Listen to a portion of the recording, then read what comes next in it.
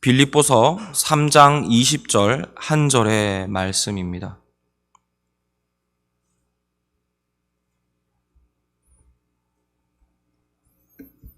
빌립보서 3장 20절 한 절 말씀입니다. 다 찾으신 줄 알고 우리 함께 한 목소리로 합독하도록 하겠습니다. 그러나 우리의 시민권은 하늘에 있는지라 거기로부터 구원하는 자 곧 주 예수 그리스도를 기다리로니. 아멘.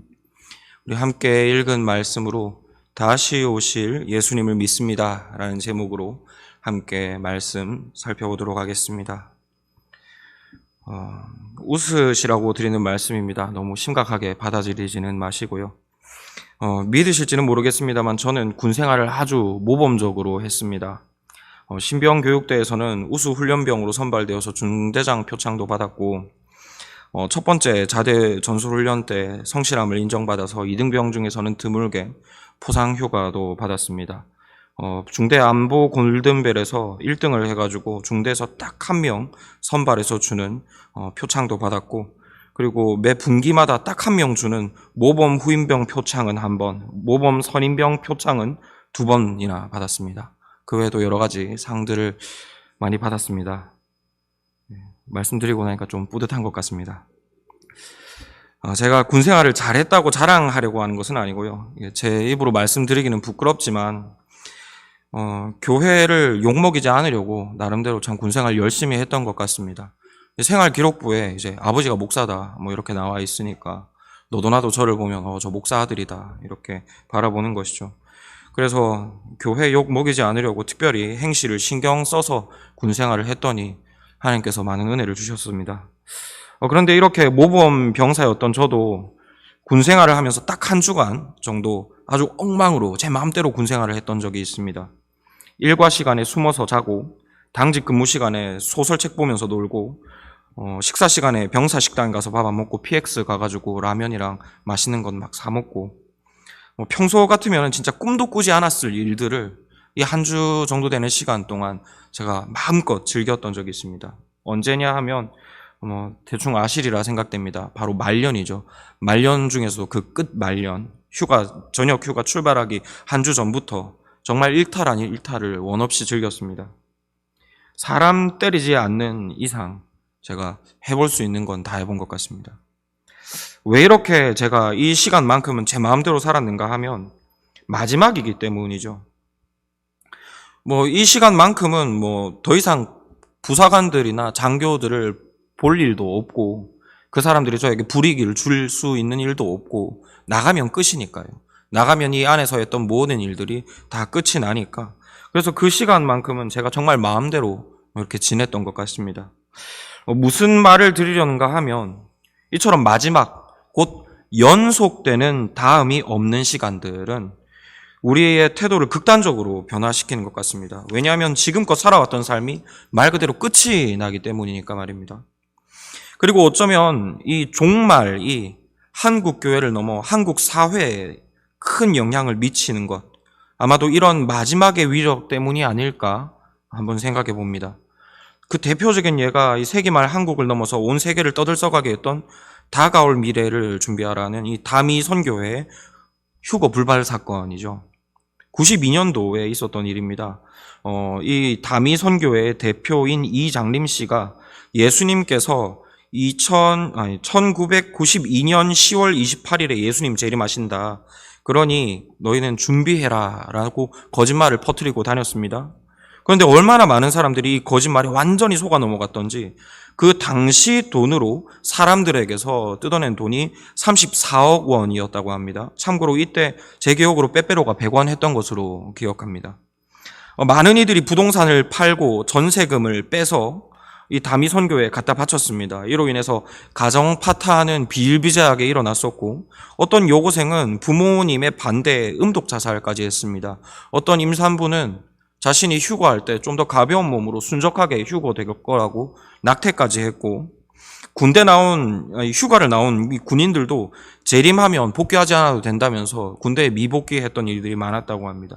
이 외에도 오늘 안에 다 말하지 못할 만큼 많은 정말 기가 찬 사연들이 넘쳐납니다. 이처럼 재림과 관련해서 사람들이 현혹되었던 때에는 이때뿐만 아니죠. 아마도 이 땅에 교회가 생겨난 이후로부터 지금까지 재림을 가지고 거짓말하는 이들은 늘 있어 왔습니다. 그리고 이처럼 거짓말쟁이들이 유독 이 재림이라는 주제를 가지고 사람들을 현혹하는 이유는 아마도 이 재림의 의미가 우리에게 마지막으로 받아들여지고 있기 때문이 아닌가 생각해 봅니다.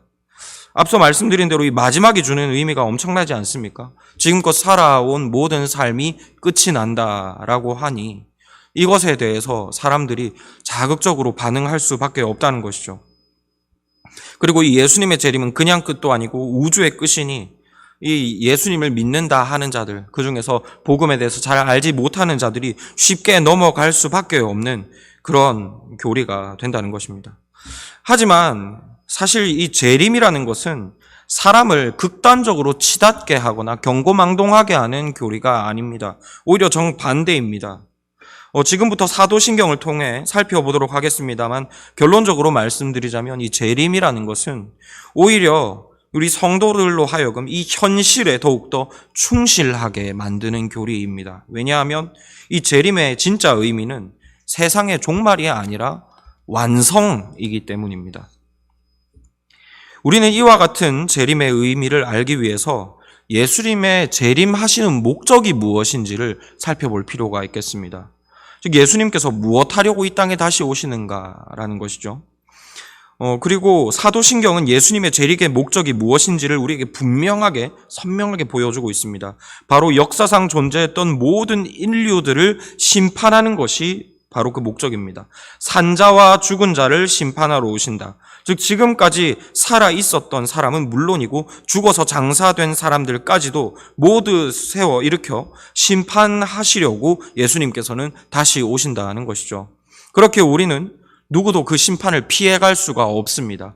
우리는 이 심판을 반드시 깨어 준비해야 하는 것입니다. 그렇다면 이 예수님께서 다시 오실 때 어떤 기준을 가지고 사람들을 심판하실까요? 예수님께서 무엇을 이 심판하시는 기준으로 두시냐는 것입니다. 이 기준을 우리가 알기 위해서는 예수님께서 다시 재림하실 때 누구로서 이 땅 가운데 재림하시는지에 대해 알아볼 필요가 있습니다. 우스갯소리로 만약에 예수님께서 이 노래자랑 심사위원으로 재림하신다면 예수님께서는 우리의 노래 실력을 보시고 우리를 심판하실 것입니다. 그리고 만약에 예수님께서 학교 선생님으로 오신다면 우리의 시험 성적을 가지고 우리를 심판하시겠죠. 즉 예수님께서 누구로 이 땅 가운데 오시는지를 볼 때 우리가 그분께서 우리의 무엇을 보시고 우리를 심판하실지를 알 수 있다는 것입니다. 그렇다면 다시 오실 예수님은 누구이시며 어떤 기준을 가지고 이 세상을 심판하실 것인지 살펴보겠는데요. 우리가 지난 시간에 살펴본 대로 예수님께서 승천해 계신 곳은 하늘, 하나님 보좌 우편이라고 했습니다. 그리고 우리가 지난 시간 살펴본 대로 이것은 예수님께서 우리의 대제사장이 되심을 보여준다라고 했습니다. 예수님께서 하나님과 우리를 연결시켜 주시기 위해서 대제사장으로서 하늘 지성소에 들어간 것이 바로 이 승천이다라고 말씀을 드렸습니다. 그런데 예수님께서 이 하늘 보좌에 들어가셨다는 것은 제사장으로서의 의미 이외에도 여러 가지 중요한 의미들이 많이 있습니다.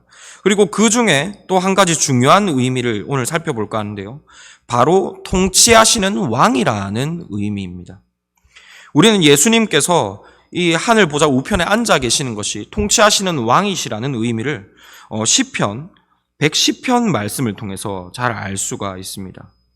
우리가 흔히 청와대에서 무슨 일이 일어났다라고 뉴스를 통해 많이 접하게 되죠. 그런데 여기서 청와대에 무슨 일이 일어났다는 것은 청와대 건물 안에 뭔 일이 생겼다는 의미가 아니지 않습니까? 그것은 청와대 안에 있는 대통령에게 무슨 일이 일어났다는 의미이죠. 이와 마찬가지로 하나님의 보좌 우편이라는 자리는 말 그대로 물리적인 하나님의 오른쪽이다는 의미가 아닙니다. 사실 하나님은 만물에 충만하시죠. 그분에게는 오른쪽이 없습니다. 우리가 공기의 오른쪽이 어디인가 알 수 없는 것처럼 사실상 하나님께는 오른편이라는 자리가 없습니다. 그럼에도 불구하고 신약 성경에서는 예수님이 하나님 보좌 우편에 앉아 계신다고 여러 번 표현하고 있죠. 그 이야기는 진짜 예수님이 하나님 오른쪽에 물리적으로 앉아 계시다는 표현이 아니라 예수님께서 차지하신 직분이 그런 의미라는 것을 우리에게 보여줍니다. 즉 하나님 보좌 우편에 어울리는 직책이 있는데 그 직책을 예수님께서 지금 받으신 것을 성경이 이렇게 표현을 하고 있는 것입니다. 그렇다면 예수님께서 그 앉으신 하나님 보좌 우편이라는 자리는 어떤 직책을 의미하는가를 살펴보고자 하는데요.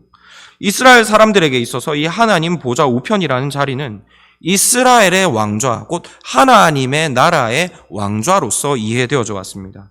시편 110편 1절의 말씀입니다.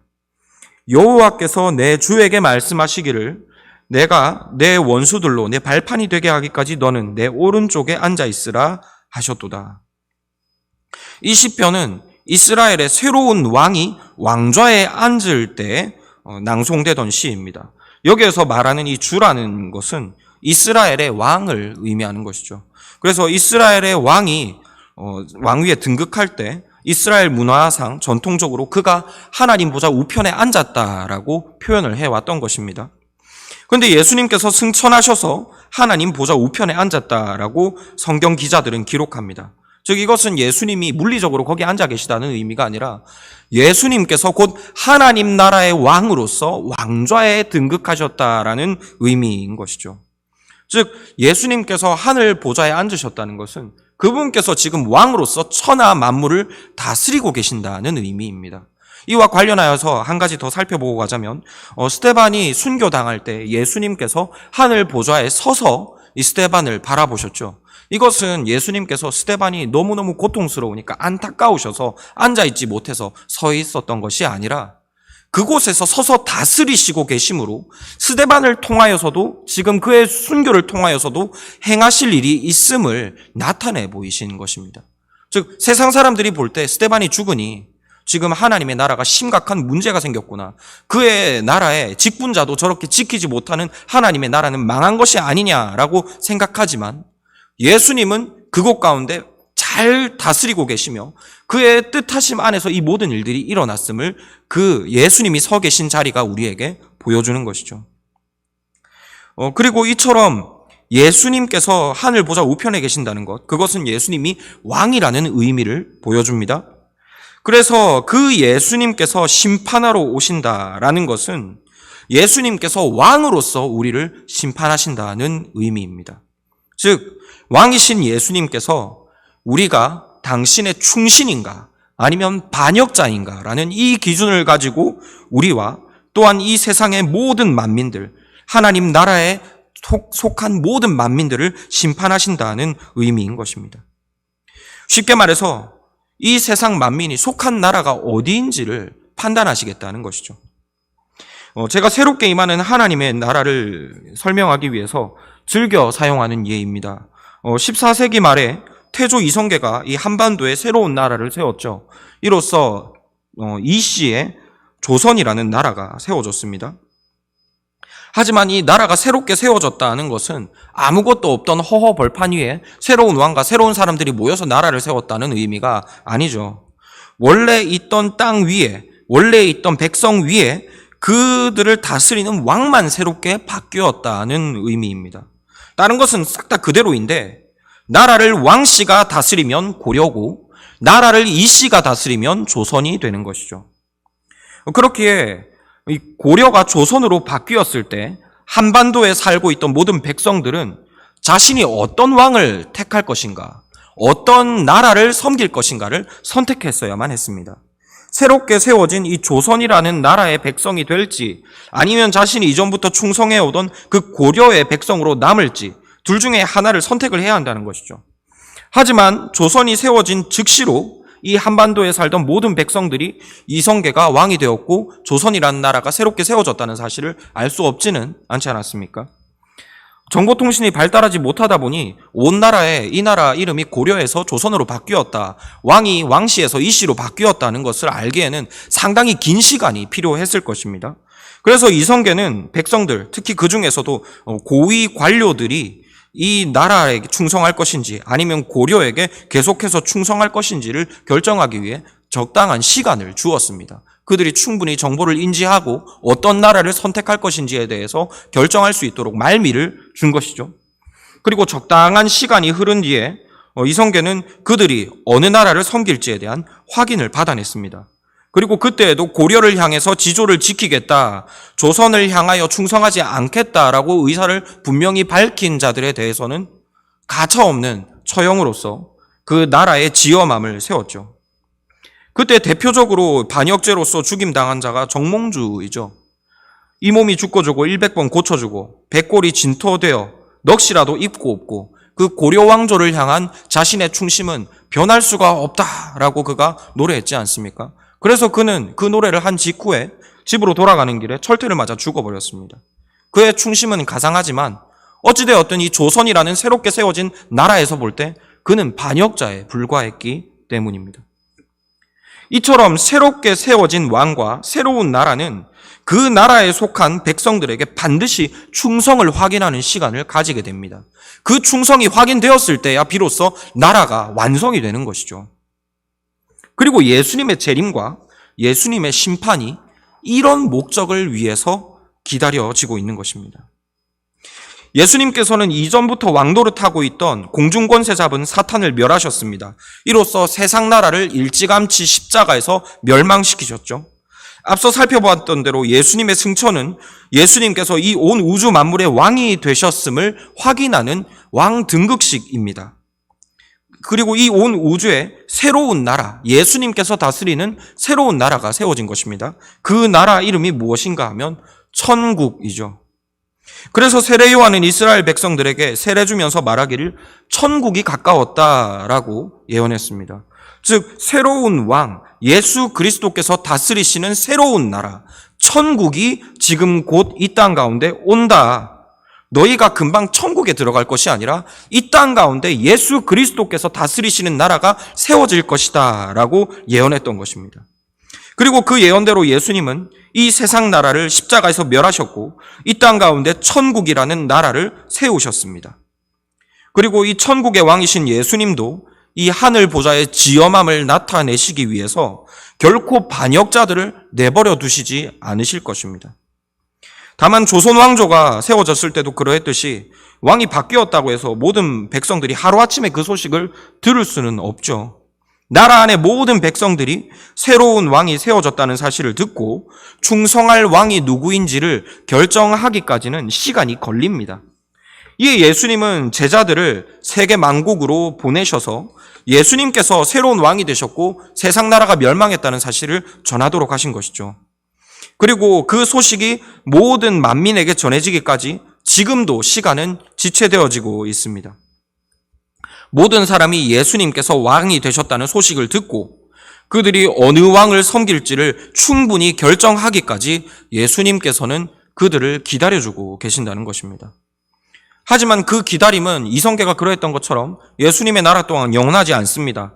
천국 복음, 곧 세상의 임금이 쫓겨났고 하나님 나라의 왕이 다스리신다는 이 소식이 온 세계 열방 가운데 충분하게 전해지면 그때 예수님은 그 나라 안에 반역자를 색출하시기 위하여 이 땅 가운데 다시 오실 것입니다. 그리고 그곳에서 충신들에게 그 나라를 맡기시고 이로써 하나님 나라의 왕좌를 굳게 이 땅 가운데 세우실 것입니다. 이것이 바로 예수님께서 다시 이 땅 가운데 재림하시는 목적입니다. 이와 같은 재림의 목적이 마태복음 25장에 잘 나타나 있습니다. 마태복음 25장 31절로 33절의 말씀입니다. 인자가 자기 영광으로 모든 천사와 함께 올 때에 자기 영광의 보좌에 앉으리니 모든 민족을 그 앞에 모으고 각각 구분하기를 목자가 양과 염소를 구분하는 것 같이 하여 양은 그의 오른편에 염소는 그의 왼편에 두리라. 목자가 양과 염소를 구분하는 것처럼 왕이신 예수님께서는 이 땅 가운데 왕좌의 위엄을 가지고 오셔서 하나님 나라에 충성하는 충신, 그리고 멸망해버린 세상 나라에 끝까지 충성하려는 반역자들을 구분하신다는 것입니다. 그리고 누가복음 19장 27절 말씀에 기록된 것처럼 예수님의 왕되심을 반대했던 자들, 그의 다스리심을 끝까지 거부했던 자들에게는 예수님께서 합당한 처벌을 내리신다고 말씀합니다. 이처럼 예수님의 다시 오심은 적어도 우리 하나님 나라에 속한 하나님의 충신들에게 있어서는 끝이 아닙니다. 하나님 나라의 반역자를 색출하여 처단하고 당신의 백성들에게, 충신들에게는 합당한 보상을 주시는 하나님 나라가 완성되는 날인 것입니다. 재림을 통해서 이 나라가 망하고 하나님 나라가 새롭게 오는 것이 아니라 이 땅 가운데 벌써 세워져 있는 하나님의 나라가 예수님의 재림을 통해 완성된다는 것이죠. 그렇기에 예수님께서 다시 오시리라는 진리는 우리 성도들에게 있어서는 임박한 마지막 때로 인해 혼란스러워하거나 다른 특별한 일을 하게 만드는 교리가 절대로 아닙니다. 서두에 말씀드린 대로 오히려 지금까지 예수님께 바쳐오던 충성을 더욱더 굳게 드려야 하는 이유가 되는 것이죠. 너무너무 중요해서 다시 한 번 더 말씀드립니다. 예수님의 재림이 가까웠기 때문에 이전에 하지 않던 무언가를 새롭게 해야 한다거나 특별한 무엇인가를 해야 한다고 말하는 사람은 무조건 틀린 사람입니다. 다른 게 아니라 분명히 말씀드립니다. 이건 다른 것이 아니라 틀린 것입니다. 베리칩, 666, 프리메이슨 이런 것 절대로 없습니다. 여담입니다만 제가 이 인터콥이라는 이단적인 단체에 미혹되어서 7년 동안이나 이런 것을 정말 미친 사람처럼 쫓아다녔습니다. 제가 한 달에 아르바이트를 정말 많이 했습니다. 많이 벌 때는 거의 150만 원까지 벌었는데 그런 돈들을 다 써가면서 이 인터콥에서 많은 시간들을 보내었습니다. 물론 그 모든 것들이 하나님의 은혜와 섭리 안에 있었음을 저는 지금도 믿고 그 안에서 만나게 하셨던 사람들과 경험들을 저는 지금도 하나님의 은혜로 받아들이고 있습니다. 하지만 그럼에도 불구하고 그들이 전하는 이런 베리칩, 666, 프리메이슨 이런 것들은 결단코 거짓입니다. 없는 것입니다. 간단한 예를 들어보겠습니다.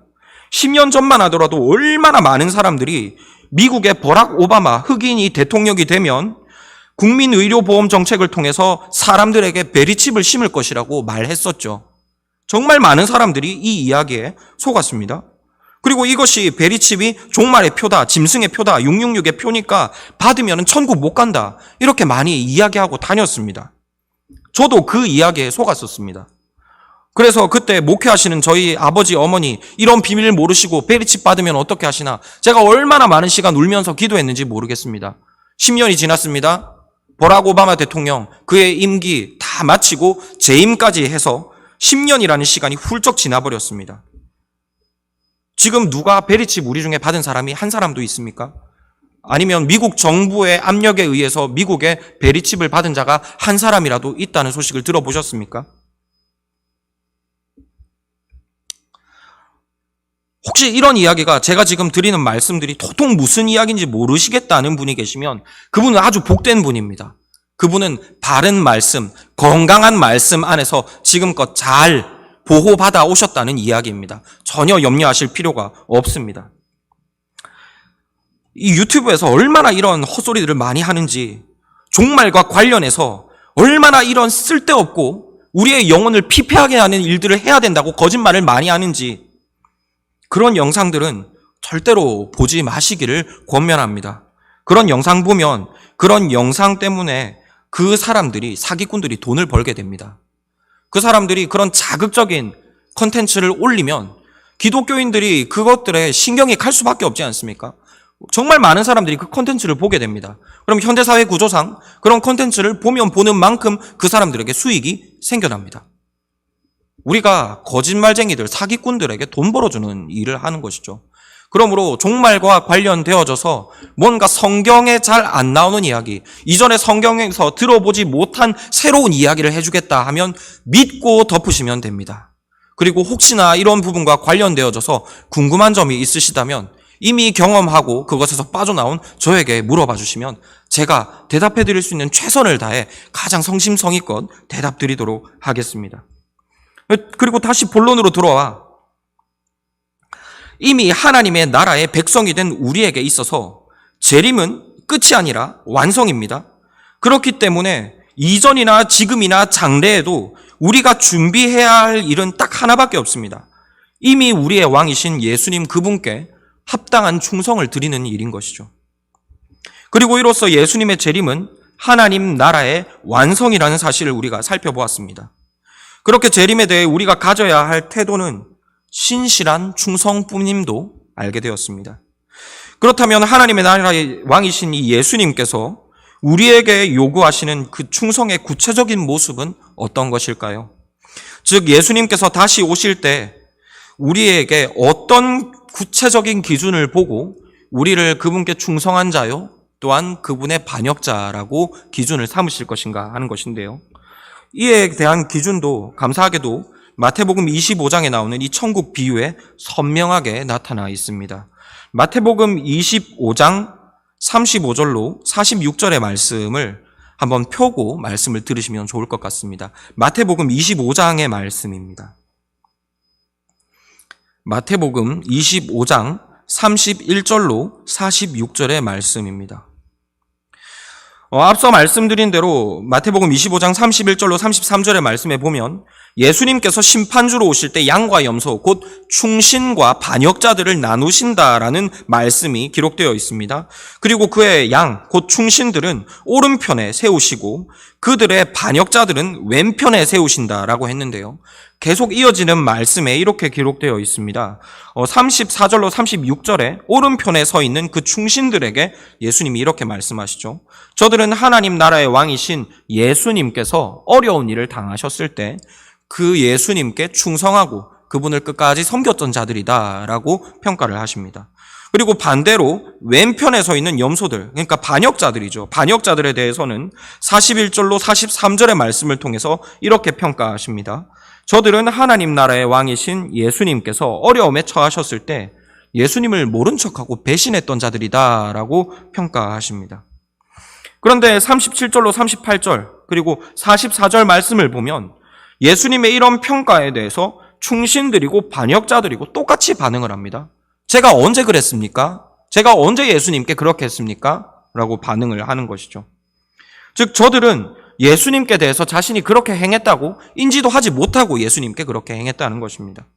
그리고 예수님은 충신과 반역자들에게 똑같은 대답을 주십니다. 작은 자, 지극히 작은 자 하나에게 한 것이 곧 내게 한 것이다. 그리고 우리는 여기에서 여러 가지 교훈을 얻을 수 있겠습니다. 약자를 선히 대해야 한다거나 이웃에게 우리가 선히 대해야 한다거나 그런 교훈들을 얻을 수 있겠죠. 하지만 하나님 나라의 왕이신 예수님과 그의 심판하심이라는 전제를 생각해 볼 때 우리는 우리의 지극히 평범한 일상생활에서 충성받으시는 우리의 왕 예수님을 발견해야 합니다. 우리는 흔히 예수님께 충성하는 것을 이 세상이 말하고 있는 이 종교 행위 안에 제한할 때가 많습니다. 쉽게 말해서 예수님께 충성하는 삶이란 일요일에 절이나 성당 안 가고 교회 오는 것, 혹은 교회와 관련해서 충성 봉사하는 것, 이것들이 하나님 나라에 충성하는 것이 아니냐라고 생각하기 쉽다는 것이죠. 왜냐하면 우리는 예수님을 안식일의 주인, 그리고 교회의 주인으로 인식하기 때문입니다.